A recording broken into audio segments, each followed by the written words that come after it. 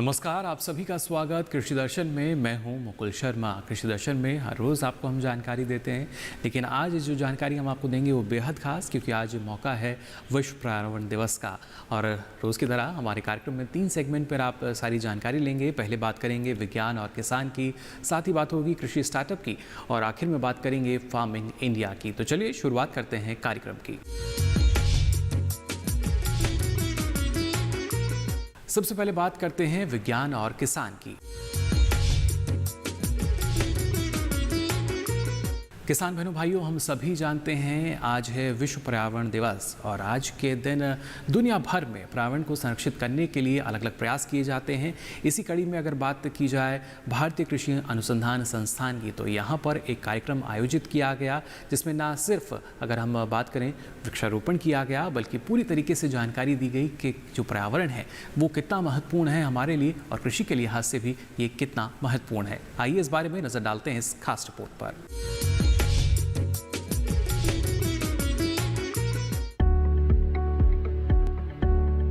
विश्व पर्यावरण दिवस पर्यावरण की सुरक्षा और संरक्षण हेतु पूरे विश्व में मनाया जाता है। इस दिवस को मनाने की घोषणा संयुक्त राष्ट्र ने पर्यावरण के प्रति वैश्विक जागृति लाने हेतु वर्ष 1972 में की थी। 5 जून को प्रत्येक वर्ष विश्व पर्यावरण दिवस मनाया जाता है। इसका उद्देश्य प्रकृति और पर्यावरण के प्रति लोगों को जागरूक करना है। हर वर्ष की तरह इस बार भी भारतीय कृषि अनुसंधान संस्थान पूसा में वृक्षारोपण कार्यक्रम आयोजित किया गया। इस अवसर पर केंद्रीय कृषि एवं किसान कल्याण राज्य मंत्री श्री कैलाश चौधरी, भारतीय कृषि अनुसंधान परिषद के महानिदेशक डॉक्टर त्रिलोचन महापात्रा, भारतीय कृषि अनुसंधान संस्थान पूसा के निदेशक डॉक्टर AK सिंह, इसके साथ ही भारतीय कृषि अनुसंधान परिषद के अपर महानिदेशक बीज डॉक्टर देवेंद्र कुमार यादव एवं अन्य वैज्ञानिक और अधिकारी उपस्थित रहे। इस अवसर पर केंद्रीय कृषि एवं किसान कल्याण राज्य मंत्री कैलाश चौधरी ने कहा कि पर्यावरण के प्रति जागरूक एवं संवेदनशील रहना हम सब लोगों की जिम्मेदारी है। आज विश्व पर्यावरण दिवस है। इस अवसर पर मैं पूरे विश्व को पर्यावरण दिवस की बहुत बहुत शुभकामना देना चाहता हूँ। आज पर्यावरण हमारे लिए चुनौती बना हुआ है। पर्यावरण की वजह से आज विश्व के अंदर असंतुलित होते इस पर्यावरण को बचाने की जिम्मेदारी हम सबकी बनती है।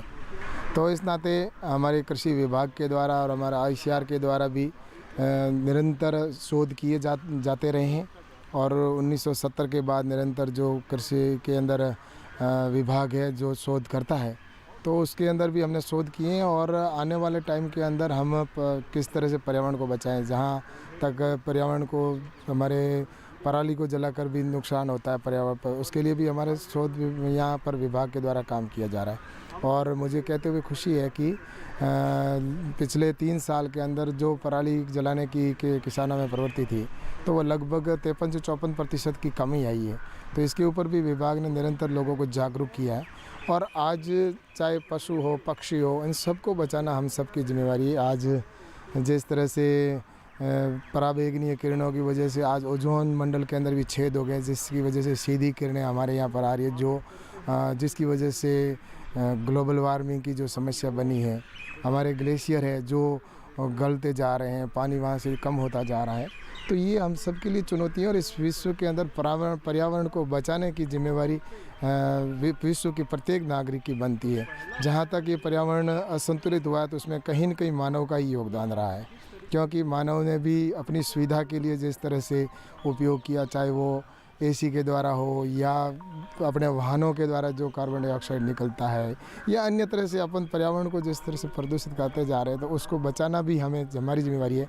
और उस नाते अधिक से अधिक हम वृक्ष लगाएं, जिससे कि इसका संतुलन बना रहे। इस वृक्षारोपण कार्यक्रम के अवसर पर भारतीय कृषि अनुसंधान परिषद के महानिदेशक डॉक्टर त्रिलोचन महापात्रा ने कहा, हमारे जो डेवलपमेंट है, क्या वो डेवलपमेंट का जो एजेंडा है, क्या उसको हम बंद कर सकते हैं? बंद करना तो मुश्किल होगा। और ये जो सब बंद रहा, कि आना जाना बंद रहा, इंडस्ट्री बंद रहा, सो सर्टनली इकोनॉमी तो उसको धक्का पहुंचा। तो इसीलिए हम पूरा सारे चीज़ जो हमारे विकास के लिए आवश्यक है उसको बंद नहीं कर सकते हैं, और एरोप्लेन का चलाना बंद नहीं हो सकता। तो ट्रेन और बसें और ट्रैक्टर्स ये तो चलेंगे ही, और इनको बिना चलाए हम प्रगति पर आगे जा नहीं सकते। तो इसको ध्यान में रखते हुए कि हमें किस तरीके से क्या करने से इसका जो इम्पैक्ट है जलवायु परिवर्तन के ऊपर या प्रदूषण जो इम्पैक्ट करता है इसको कैसे कम कर सकता है, और उसके दिशा में जितना कदम उठाएंगे वो अच्छा है। आज जैसे वृक्षारोपण हुआ और ज़्यादा से ज़्यादा वृक्षारोपण करेंगे, कार्बन डाइऑक्साइड जो हम इमिट करते रहते हैं उस ऑब्जर्व करेगा और फोटोसिंथेसिस के तहत उसको फिक्स करेगा, और जो पत्ते गिरेगा वो भी ज़मीन में जाएगा तो कार्बन सिक्वेस्ट्रेशन होगा। और पौधे जो रहते हैं 50-60 साल 100 साल रहते हैं तो उसका कंटिन्यूसली कार्बन डाइऑक्साइड हार्वेस्टिंग चलता रहता है। तो ये एक उपाय है कि जिस तरीके से जो पर्यावरण के ऊपर जो इम्पैक्ट है वो कम किया जा सकता है, और जो ग्रीन हाउस गैस एमिशन होते हैं उसको जो है इस्तेमाल किया जा सकता है। एक तो ये है टेक्नोलॉजी का इस्तेमाल करते हुए कई तरीके से हम लोग कोशिश कर रहे हैं कि किस तरीके से पर्यावरण में जो जलवायु का जो ग्रीन हाउस गैस का एमिशन है उसको कैसे कम कर सकते हैं कृषि से, और कैसे जो पौधे के ऊपर इम्पैक्ट है, नेगेटिव इम्पैक्ट है, उसको कैसे कम कर सकते हैं। तो ये दोनों दिशा में हम काम करते हैं और नए किस्म ला रहे हैं, नए नए टेक्नोलॉजी, इनोवेटिव टेक्नोलॉजी देश में दे रहे हैं।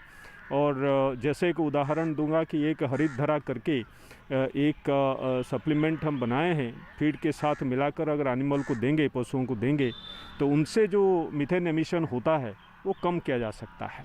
तो ये एक काफ़ी शोध के बाद ये बनाए हैं और इसको कमर्शियलाइज भी कर रहे हैं और किसान के पास पहुंच चुका है। तो इसी तरह का धान से जैसे मीथेन एमिशन होता है और पानी भरा रहता है तो उससे ज़्यादा होता है, और कम पानी में एरोबिक राइस अगर करते हैं उसमें पानी खड़ा नहीं रहता तो उससे भी मीथेन एमिशन कम किया जा सकता है। और इस तरह का काफ़ी टेक्नोलॉजी है और पैकेज ऑफ प्रैक्टिस है जिसको लेके हम अभी किसान के पास गए हैं और काफ़ी जगह इसको अद्रुत भी किया गया है किसान के द्वारा, और उससे ग्रीन हाउस गैस एमिशन कम हो रहा है और आगे जाकर कम होगा। साथ ही इस मौके पर पूसा के निदेशक डॉक्टर ए के सिंह ने कहा कि पूसा संस्थान में हर वर्ष वृक्षारोपण कार्यक्रम आयोजित किया जाता है। जैसा कि आप जानते हैं, संयुक्त राष्ट्र संघ के द्वारा 5 जून को प्रतिवर्ष विश्व पर्यावरण दिवस मनाया जाता है, और इसका मुख्य उद्देश्य यह है कि किस प्रकार से आम जन के बीच में पर्यावरण को सुरक्षित रखने के लिए जानकारी दी जाए और उनको इसके प्रति जागरूक किया जाए। जो इस वर्ष 2020 में विश्व पर्यावरण दिवस का मुख्य उद्देश्य है कि हमारी जो जैव विविधता है उसको हम किस प्रकार से संरक्षित रखें। हर वर्ष एक थीम निर्धारित की जाती है। इस वर्ष की थीम है कि जो जैव विविधता है हमारी उसको कैसे हम संरक्षित रखें। जैसा कि आप जानते हैं, करीब 10 लाख के आसपास प्रजातियां हैं पेड़ पौधों, फल फूल, फसलों की और अन्य जीवों की, जो कि करीब करीब विलुप्त होने के कगार पे हैं, और पर्यावरण का संतुलन बनाए रखने के लिए ज़रूरी है कि इन प्रजातियों को संरक्षित किया जाए। इसीलिए इस वर्ष यह थीम रखी गई है कि जैव विविधता को किस प्रकार संरक्षित किया जाए। उसी श्रृंखला में पूसा संस्थान के अंदर हम लोगों ने पेड़ की एक प्रजाति जिसको हम सराका अशोका बोलते हैं, इसको हम सीता अशोक के नाम से भी जानते हैं। यह वृक्ष बहुत ही छायादार वृक्ष होता है, औषधीय गुण होते हैं और इसके साथ साथ इसका पौराणिक महत्व भी है। लंका में जब माता सीता को अशोक वृक्ष के नीचे रखा गया था, अर्थ इसका अशोक का अर्थ होता है कि जहाँ पर कोई कष्ट नहीं हो, जिसके सानिध्य में रहने में और जिसके पेड़ के नीचे रहने में। तो इस बात को ध्यान में रखते हुए, और दूसरी बात कि संस्थान के अंदर जितनी सड़कें बनी हुई हैं, हर सड़कों के ऊपर एक विशेष प्रजाति के वृक्ष लगाए गए हैं। जैसे कोई सड़क हमारी नीम की है, कोई पाकड़ की है, कोई पीपल की है, लेकिन हमारे पास यह प्रजाति का वृक्ष अभी इस तरह से नहीं लगा हुआ था। 1-2 इसके पेड़ कहीं कैंपस में थे, तो हम लोगों ने निर्णय लिया कि ये बहुत अच्छा समय है जब हम एक सड़क जो अभी आपके सामने हम जहाँ पे इसका रोपण कर रहे हैं, इसको हम सराका अशोका यानी कि सीता अशोक का वृक्षारोपण करें और इससे जो इस वृक्ष के लाभ हैं सभी लोगों को मिलें। इसके साथ ही अगर बात की जाए भारतीय कृषि अनुसंधान परिषद के अपर महानिदेशक बीज डॉक्टर DK यादव ने कहा कि परिषद के संस्थानों में पर्यावरण दिवस मनाया जाता है और इसी के अनुरूप रणनीति बनाई जाती है जिससे किसान ज्यादा से ज्यादा लाभ ले सकें। पर्यावरण दिवस पे जैसे ICAR का हर वर्ष ही एक पूरा प्लान के साथ, जैसा कि हमारे लगभग 103 विभिन्न संस्थान हैं, 11 अटारी हैं, अटारी के साथ 717 कृषि विज्ञान केंद्र हैं, एजुकेशन डिवीज़न के साथ 73 जो विभिन्न राज्यों के कृषि विश्वविद्यालय हैं। तो उन सभी को एक सर्कुलर जाता है और उसकी कंप्लाइंस रिपोर्ट हम ICR में लेते हैं कि भाई आपने पर्यावरण दिवस पर किस तरह के कार्यक्रम किए। तो उसमें मुख्य तौर पर जैसे पौधारोपण का कार्यक्रम एक खास तौर पे चलाया जाता है, तो उसी के तहत सभी संस्थान, सभी KVK, सभी विश्वविद्यालय हमारे वो इसका एक सफाई अभियान के साथ साथ एक पौधारोपण का कार्यक्रम करते हैं। और सभी संस्थानों से शाम को जो है एक रिपोर्ट मंगाई जाती है, उस रिपोर्ट को कंपाइल करके हम मंत्रालय में उसको बताते हैं। तो पिछले वर्षों में देखा गया है कि सभी संस्थान बढ़ चढ़ कर इस पर हिस्सा लेते हैं। जैसे कि पिछले वर्ष हमने भारतीय कृषि अनुसंधान संस्थान में हमने फार्म पे अशोका के ट्री लगाए थे, जो कि लगभग 500 मीटर की स्ट्रेच में पूरा जो है अशोका के पेड़ लगाए गए। उनमें बाद में ड्रिप इरिगेशन का सिस्टम लगाया गया और वो सभी पौधे अभी अच्छी तरह से स्थापित हो गए हैं और वो अपनी बढ़वार ले रहे हैं। इसी प्रकार इस बार जैसे उषा संस्थान में हमने ये पौधारोपण का कार्यक्रम किया है, तो इसी तरह से हमारे जितने भी संस्थान हैं भारतीय कृषि अनुसंधान परिषद के, सारे KVK और सभी कृषि विश्वविद्यालय इसमें बढ़ चढ़ कर हिस्सा लेते हैं और विशेष तौर पर जो पौधारोपण का कार्य करते हैं। उसके अलावा जो संस्थानों में नियमित गतिविधियां हैं स्वच्छ भारत अभियान के तहत, तो उसमें भी पर्यावरण सुरक्षा का विशेष ध्यान रखा जाता है और उसमें सभी संस्थानों में प्रत्येक माह में एक दिन स्वच्छता दिवस मनाया जाता है, जिसमें जितना भी कूड़ा कचरा कार्यालयों के आसपास अंदर जो होता है उसकी सफाई की जाती है और उसको एक डिस्पोजेबल जगह पे, सही जगह पे उसको डिस्पोज करते हैं। इसी तरह संस्थानों में जगह जगह पर जो ये डस्ट कलेक्शन के वो लगाए हुए हैं कंटेनर, जिसमें कि 2 रंग के, एक हरे रंग का, एक नीले रंग का होता है। हरे रंग में जितने भी जो डिग्रेडेबल आइटम्स हैं, सब्जी है, कोई पौधों पत्ती है, कुछ इस तरह की चीज़ें लोग डालते हैं, और जो नीले वाले में जो प्लास्टिक आदि का वो डालते हैं और उनको नियमित रूप से उनको उठाकर और जो उनकी सेग्रीगेशन करके उनको अलग अलग जगह पर रखा जाता है। और जितने भी जो डिग्रेडेबल आइटम्स हैं, सब्जी आदि, वो हमारे बायोमास यूनिट में चले जाते हैं और जो बाकी के आइटम हैं वो जो है जो रिसाइकिल के लिए जिस तरह के जो कलेक्शन होता है MCD का, वो लोग ले जाते हैं। तो ये एक नियमित प्रक्रिया है सभी संस्थानों की। और पूसा संस्थान का, क्योंकि इसमें जो पर्यावरण विज्ञान में एक विशेष योगदान रहा, जैसे कि जो पहला जो हमारा विभाग था पर्यावरण विज्ञान का, वो 1970 के दशक में यहीं भारतीय कृषि अनुसंधान परिषद में संस्थान में स्थापित हुआ। उसके बाद जो क्लाइमेट चेंज की जब बात होने लगी, वो इस तरह की बातें हुई, तो 2012 में जो है एक नया centre for environmental science for climate resilient agriculture, उसकी स्थापना हुई, जिसमें कि पूरा जो आपका तापमान के बढ़ने पे और इस तरह का फसलों का प्रयोग सभी उसी तरह करते हैं। और क्योंकि इस बार का जो हमारा जो थीम है पर्यावरण दिवस का, वो बायोडाइवर्सिटी का है कि हम जैविक विविधता को किस तरह से हम संरक्षण करें, तो उसमें भारतीय कृषि अनुसंधान परिषद का एक बहुत ही अहम योगदान है। इसी के साथ ही कृषि दर्शन में वक्त हो चला एक छोटे से ब्रेक का। आप बने रहिए दूरदर्शन किसान पर।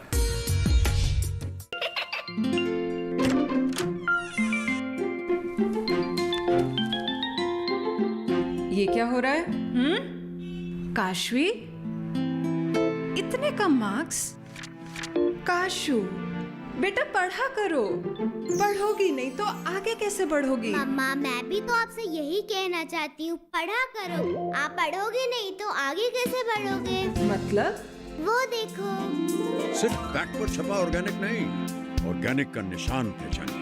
PGS ऑर्गेनिक का ये लोगो उन किसानों की पहचान है जो आज भी परंपरागत विधि से रसायन मुक्त खेती कर आपके लिए शुद्ध फसल उपजा रहे हैं।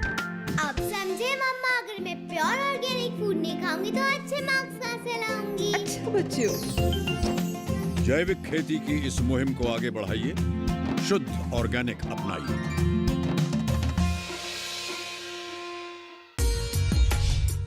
ब्रेक के बाद आप सभी का एक बार फिर स्वागत कृषि दर्शन में। अब चलिए बात करते हैं कृषि स्टार्टअप की। किसान बहनों भाइयों, आप सभी जानते हैं कृषि स्टार्टअप में आपकी मुलाकात हम कराते हैं एक सफल किसान से। जी हाँ, जो उनकी ना सिर्फ हम कह सकते हैं शुरुआत से लेकर अभी तक की जिस तरह की कहानी उनकी रही है और कैसे वो सफल किसानों की श्रेणी में शुमार हुए हैं, इस बारे में आपको दिखाएंगे। तो आइए देखते हैं एक खास कहानी आपके लिए।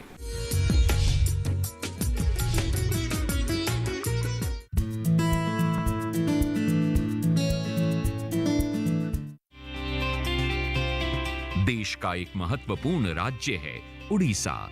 इसी राज्य का एक जिला है कटक।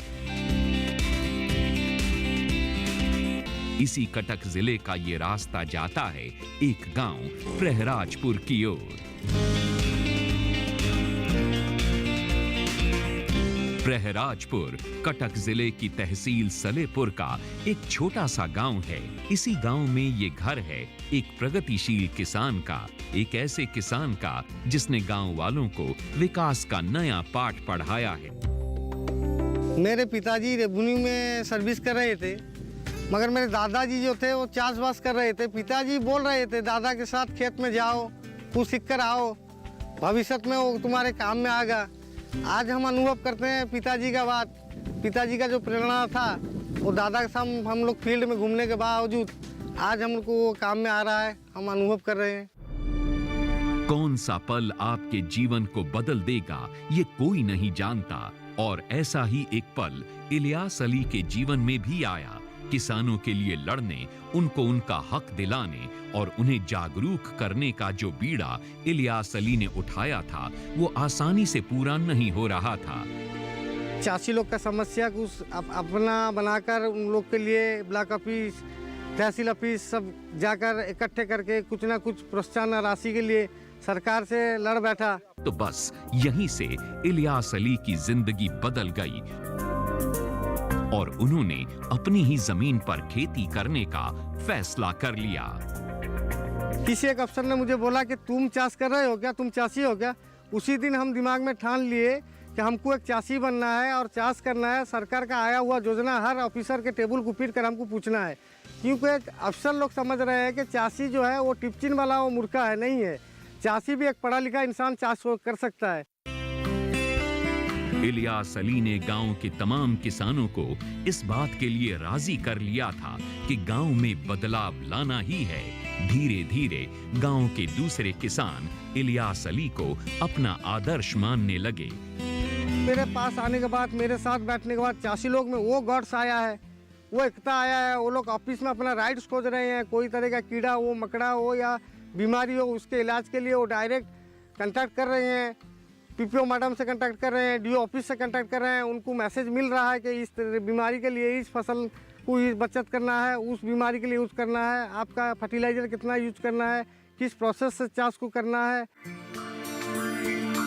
इलियास अली दूसरे किसानों के लिए काम करते, उनकी समस्याओं को सुनते, उनका हल तलाशते।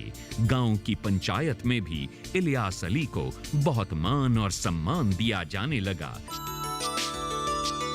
खेतों पर इलियास अली दूसरे लोगों के साथ काम करते, एक एक चीज की देखभाल करते। एक नई सोच कैसे एक साधारण किसान को एक असाधारण नायक में बदल सकती है, इसका जीता जागता उदाहरण है इलियास अली। मिलने वाले पुरस्कारों से इलियास अली खुश हैं। वो बताते हैं, हमें चाष कर्म करने के बाद प्रदेश सरकार, उड़ीसा सरकार से कृषक रत्न पुरस्कार भी मिला है। और आपका एक पैडी हुआ था जो BGRY, उसमें भी किसानों को इस तरह का हम लोग इंसिस्ट करके जबकि किसान यहाँ पे सक्सेस किए थे, उसमें भी एक सर्टिफिकेट मिला था। यही प्राइज को हम तो बहुत आदर से और बहुत महत्व से देख रहे हैं कि प्राइज का कोई तो माने नहीं रहता है। इसको लेकर मेरे बच्चे, बीवी, माँ, बहन, भाई और मेरे लोकल किसान भी बहुत खुश हैं कि हम लोग के अंदर से एक किसान निकल कर जाके इतना आगे पहुंच सका। बहुत कुछ किया है, लेकिन अभी बहुत कुछ किया जाना बाकी है। गांव में ऐसे कई नौजवान हैं जो बाहर जाकर काम कर रहे हैं। इलियास अली का ख्वाब है कि अपने गांव से गए नौजवानों को वापस गांव में लाया जाए, उन्हें खेती से जोड़ा जाए, उन्हें समझाया जाए कि खेती भी एक लाभकारी काम हो सकता है। यही संदेश वो नौजवानों को देना चाहते हैं।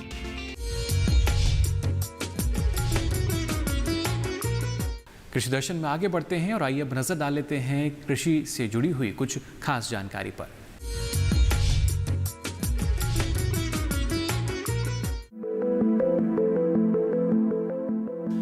रबी 2020-21 सीजन के दौरान 2 मई तक 2,682 करोड़ रुपए के MSP मूल्य पर 2,61,565 मीट्रिक टन दलहन और 3,17,473 मीट्रिक टन तिलहन की खरीद की गई है, जिससे 3,25,565 किसान लाभान्वित हुए हैं।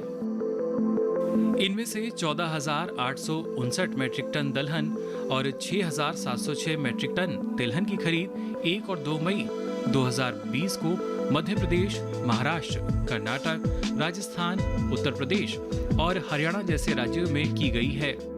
इसके अलावा रबी विपणन सीजन 2020 और 21 में एफसीआई में कुल 1,87,97,767 मीट्रिक टन गेहूं प्राप्त हुआ है, जिसमें से 1,81,36,180 मीट्रिक टन गेहूं की खरीद की गई है। इस बीच ग्रीष्मकालीन फसलों का बुआई क्षेत्र क्या रहा, आइए देखते हैं। चावल पिछले वर्ष की इसी अवधि के दौरान 25.26 लाख हेक्टेयर की तुलना में इस बार ग्रीष्मकालीन चावल के अंतर्गत लगभग 34.80 लाख हेक्टेयर क्षेत्र कवर किया गया। दलहन पिछले वर्ष की इसी अवधि के दौरान 5.44 लाख हेक्टेयर की तुलना में दलहन के अंतर्गत इस बार लगभग 8.77 लाख हेक्टेयर क्षेत्र कवर किया गया। मोटा अनाज पिछले वर्ष की इसी अवधि के दौरान 5.49 लाख हेक्टेयर की तुलना में मोटे अनाज के अंतर्गत इस बार लगभग 9.12 लाख हेक्टेयर क्षेत्र कवर किया गया। तिलहन पिछले वर्ष की इसी अवधि के दौरान 7.00 लाख हेक्टेयर की तुलना में तिलहन के अंतर्गत इस बार लगभग 8.87 लाख हेक्टेयर क्षेत्र कवर किया गया। कृषि सहकारिता एवं किसान कल्याण विभाग, भारत सरकार कोविड-19 महामारी को देखते हुए लॉकडाउन अवधि के दौरान क्षेत्र स्तर पर किसानों और कृषि गतिविधियों को सुविधाजनक बनाने के लिए कई उपाय कर रहा है। लॉकडाउन अवधि अर्थात 24 मार्च से लेकर अब तक की अवधि के दौरान प्रधानमंत्री किसान सम्मान निधि योजना के अंतर्गत लगभग 9.06 करोड़ किसान परिवारों को लाभान्वित किया गया है और अब तक 18,134 करोड़ रुपए जारी किए गए हैं।